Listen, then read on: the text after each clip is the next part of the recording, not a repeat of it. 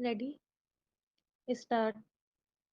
इस शिक्षक दिवस पर प्रधानमंत्री ने ट्वीट करके घोषणा की कि प्रधानमंत्री स्कूल्स फॉर राइजिंग इंडिया यानी पीएम श्री योजना के तहत देश के 14,500 स्कूलों को विकसित और उन्नत किया जाएगा।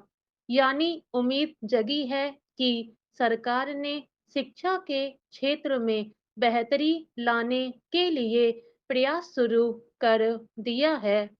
शिक्षा क्षेत्र की बदहाली किसी से छिपी नहीं है।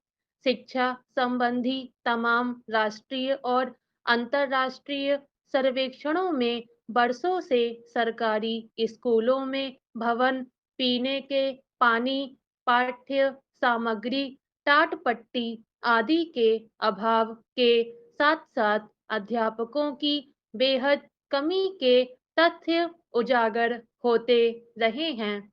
फिर भी यह भी हकीकत किसी से छिपी नहीं है कि बजट में शिक्षा पर खर्च का प्रावधान आवश्यकता से काफी कम होने की वजह से स्कूलों की दशा में सुधार नहीं आ पा रहा। इसकी वजह से जो थोड़े सक्षम हैं वे अपने बच्चों को निजी स्कूलों में भेजना बेहतर समझते हैं। इससे प्रोत्साहित होकर निजी स्कूलों की संख्या निरंतर बढ़ती जा रही है, मगर इसका नकारात्मक प्रभाव यह पड़ा पड़ रहा है कि शिक्षा का अधिकार संवैधानिक संकल्प होने के बावजूद सभी बच्चों तक मुफ्त और गुणवत्तापूर्ण शिक्षा की पहुंच सुनिश्चित नहीं हो पा रही। इसके चलते साक्षरता की दर अपेक्षित गति से नहीं बढ़ पाई है। केंद्र सरकार ने इन तथ्यों से अनजान नहीं मानी जा सकती। हालांकि शिक्षा समवर्ती सूची का मामला है जिसमें केंद्र और राज्य दोनों को साथ मिलकर काम करना होता है। जिन राज्यों में केंद्र से भिन्न राजनीतिक दल की सरकारें हैं, वहां वे अक्सर स्कूलों की दुर्दशा का ठीकरा एक दूसरे पर फोड़ती नजर आती हैं।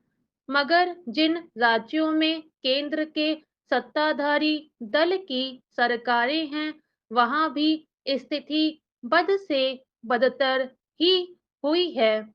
आज स्थिति यह है कि कोई राज्य सरकार शिक्षा के क्षेत्र में बेहतरी को अपनी उपलब्धि के तौर पर नहीं गिना सकती। दिल्ली को अपवाद जरूर मान सकते हैं। दरअसल सरकारी स्कूलों की दशा चिंताजनक होने के पीछे लंबी परंपरा चली आ रही है, जिसमें सरकारी स्कूलों के बजाय निजी क्षेत्र को स्कूल खोलने को प्रोत्साहन दिया गया। ऐसी इच्छुक कंपनियों, उद्यमों, संगठनों को सस्ती दर पर जमीन उपलब्ध कराई गई है, मगर उस नीति ने शिक्षा को कारोबार में बदल दिया। अब धीरे-धीरे गुणवत्तापूर्ण शिक्षा पैसे वाले लोगों की पहुंच की चीज बनकर रह गई है। इस तथ्य से भी केंद्र सरकार अनजान नहीं। अच्छी बात है कि 14,500 स्कूलों को विकसित और उन्नत करने का संकल्प लिया गया है, मगर इतने से शिक्षा के क्षेत्र में कितनी बेहतरी आएगी देखने की बात है। दरअसल अब शिक्षा और स्वास्थ्य जैसी बुनियादी सुविधाएं सरकारों की प्राथमिक सूची से निकलकर महज चुनावी रणनीति का हिस्सा बन गई है। हर विपक्षी दल चुनाव के वक्त शिक्षा की बदहाली रेखांकित करता देखा जाता है और सत्ता पक्ष इसे बेहतर बनाने का भरोसा दिलाता रहता है।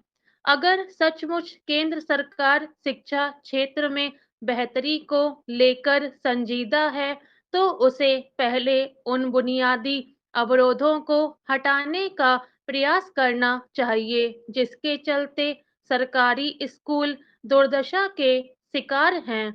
नई योजना बनाकर महज स्कूलों का रंग रोगन कर देने या उनमें कुछ बुनियादी सुविधाएं उपलब्ध करा देने भर से वहां पढ़ाई लिखाई का माहौल बेहतर हो जाने का भरोसा नहीं दिलाया जा सकता। 14,500 स्कूल ही सही, अगर उनमें गुणवत्तापूर्ण शिक्षा का माहौल बनता है तो आगे का रास्ता आसान हो सकता है। स्टॉप।